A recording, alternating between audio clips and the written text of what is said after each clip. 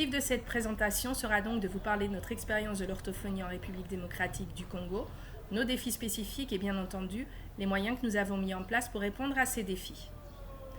Alors, un état des lieux de l'orthophonie en République démocratique du Congo.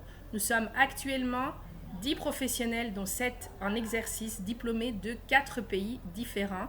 Et les orthophonistes sont appelés logopèdes ou orthophonistes ou logopèdes orthophonistes. Les patients que nous prenons en charge sont une variété de patients présentant des troubles, comme chez le petit enfant, troubles neurodéveloppementaux, mais nous prenons aussi quelques patients adultes présentant des troubles du langage suite à un AVC par exemple, et également des patients bègues et évidemment des patients porteurs de fente labiopalatine. Ce qui correspond à énormément de patients compte tenu du nombre de logopèdes orthophonistes diplômés dans le pays, ce qui tend à croire, en tout cas à nous faire croire qu'il est important de développer un programme à base communautaire pour pouvoir atteindre tous les patients de la République démocratique du Congo en collaborant avec cette communauté et en proposant une délégation de tâches. Alors voici les défis de la République démocratique du Congo en ce qui concerne les enfants porteurs de fente labiopalatine. Évidemment, ces défis sont interreliés.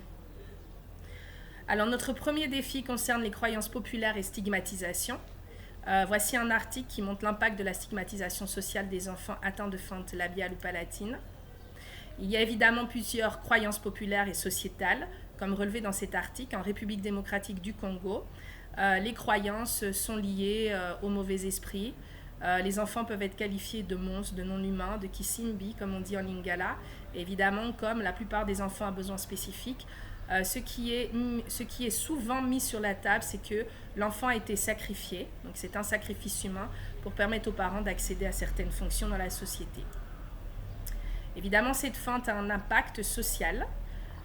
Donc parmi les impacts en République démocratique du Congo, eh bien, nous pouvons relever notamment la maltraitance de certaines mamans qui qualifient d'ailleurs leur enfant de kizengi, donc de fou, l'abandon du père ou des deux parents, donc certains enfants se retrouvent orphelins. Évidemment, il y a aussi du rejet social. Ce sont des enfants qui ont plus difficilement accès à l'école, des adultes plus difficilement accès à l'emploi et des mariages difficiles. Donc nos patients constituent évidemment une population vulnérable, ils sont victimes de stigmatisation, de croyances populaires qui peuvent compromettre le lien de confiance avec l'orthophoniste, puisque des explications autres sont données sur la difficulté du patient.